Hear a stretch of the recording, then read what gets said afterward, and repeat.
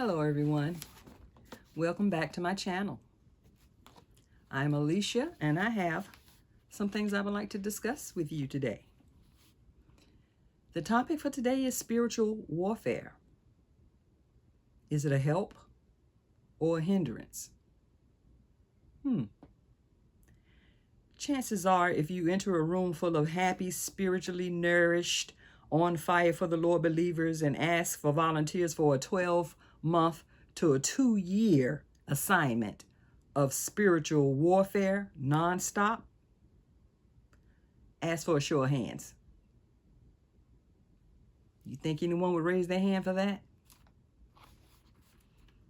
Most likely you'll get crickets, or better still, you'll get cicadas. They make a louder chirp. Who wants to deal with that? Who wants to deal with spiritual warfare? Unfortunately, it's not something that we want to do, but we find ourselves many times having to deal with it. Though it's not a chosen battle to fight, it may take boot camp to a whole nother level. The war may end with a victory or the dreaded walk of shame. Having the right gear to wear and proper war strategy mapped out may be just the ticket for a believer before getting suited and booted to go into battle. Some of the things that the believer would have to deal with would be spiritual extermination, an attempt to spiritually exterminate you. Attempted spiritual exhaustion, spiritual annihilation,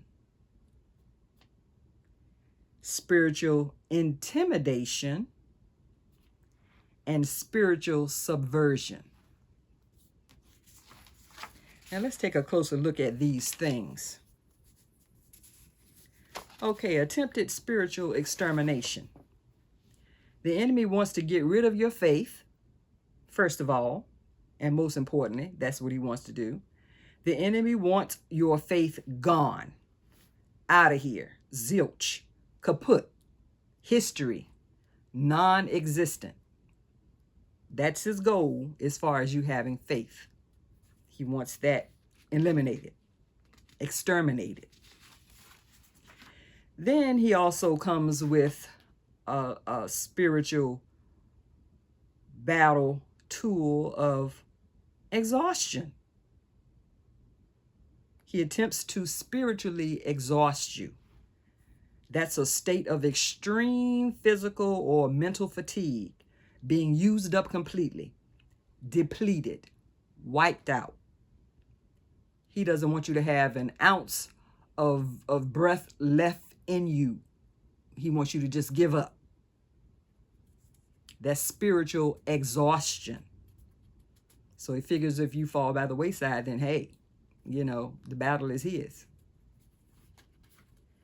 He also would use an attempted spiritual annihilation, complete destruction or obliteration of your faith, total defeat, white flag waving from the trenches, hands in the air, surrender.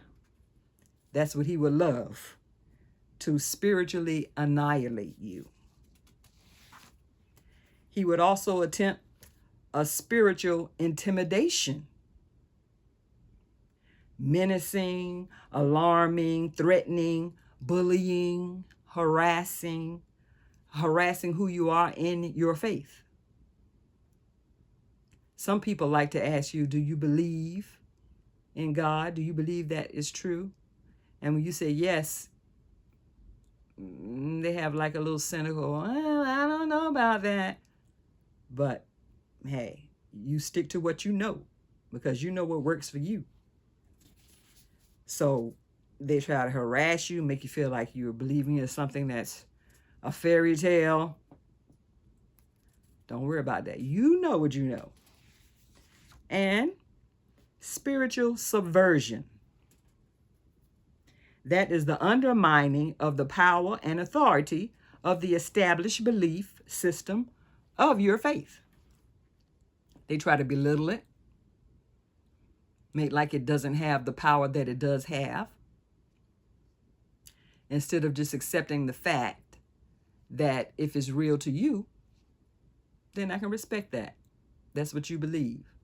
But no, they want to completely just snatch all the power and authority out of it to make you feel like you're doing something that is senseless and useless, undermining the power and authority of the established belief system of your faith.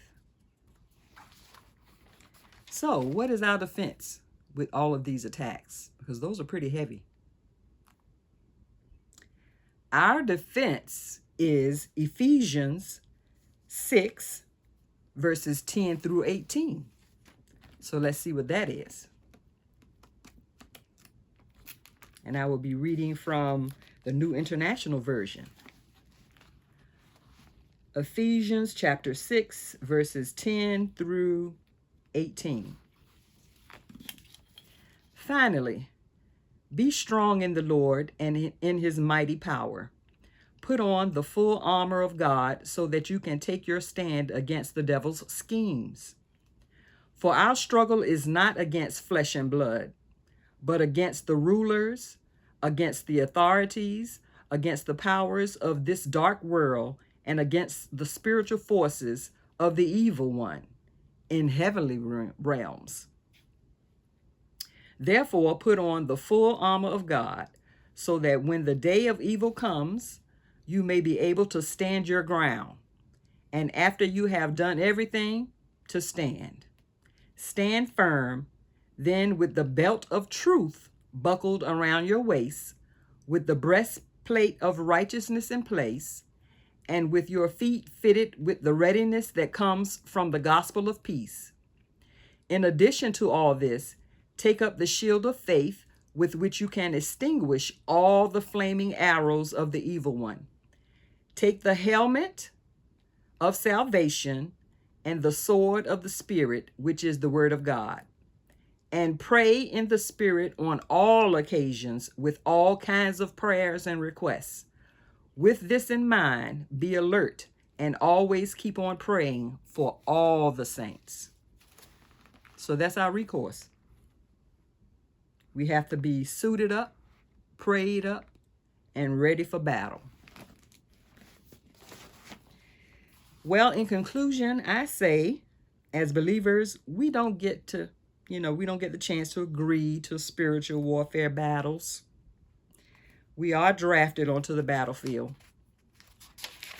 Once we are chosen, we automatically realize that there are valuable spoils to be gained as you engage with the enemy, because he wouldn't fight you so hard if it was something that was worthless. So you automatically have to know that once you are engaging in spiritual warfare, that there is something he doesn't want you to have. And whatever that is valuable. You must always be prepared by staying prayed up and suited up to withstand the spiritual attacks, because they do come. And usually people say that's a good warning. Most people who witness about spiritual warfare, they say they can tell when things are going well and they are moving forward in the way God would want them to move, because as soon as they get on that path and they're steady and working toward a specific goal, that's when it happens. That's when it pops off, because they try to get you when you're at your weakest point or not really thinking about an attack, because you're happy. Things are going well. You feel good about the Lord. You feel good about your relationship with the Lord. So they try to attack you during those times when they think they can catch you off guard. And I'll put it that way. It's not a weak point. It's just a point of feeling good about where you are in the Lord. And usually when you are concentrating on the Lord and your relationship with him, and things are good, that's when he starts figuring out what he can do to throw a monkey wrench in it. So that's how that works. But you must follow the battle strategies that are put in place in God's holy word without deviation. You can't deviate from it. because I know it is very trying, and you want to sometimes, you know, in this flesh, you want to sort of bristle up and take the person on, you know, one-on-one. But we're not fighting against flesh and blood. Those are spiritual wicked demons that are taking possession of that person and using them for the bidding of the evil side of the world. So it's not the person that you're fighting. It's really the spirit within that person that you're actually fighting. So you have to follow those battle plans that God has in place. If you feel like you're trying to ball up your fists, like you're ready to handle some things, shake it off. Shake it off. Get those hands loose. Put them in this position. Not this. Put them in this position.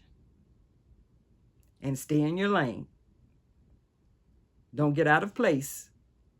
Stay in the lane that you're supposed to be in. And follow the battle plan. Then that way you'll know you have built up your spiritual muscles for sure.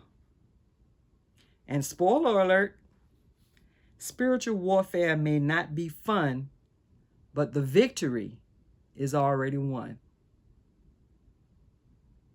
And that's the kind of battle I don't mind going into when I already know that I'm the winner. And that is thanks to Jesus, the Lion of Judah. So I hope the next time you feel spiritual warfare knocking on your door, just think about it. The battle is already won. And the last battle that you fought, you saw that giant come tumbling down. So if you know you can do it once, you can do it again. So thanks for stopping by, and I'll see you next time. God bless.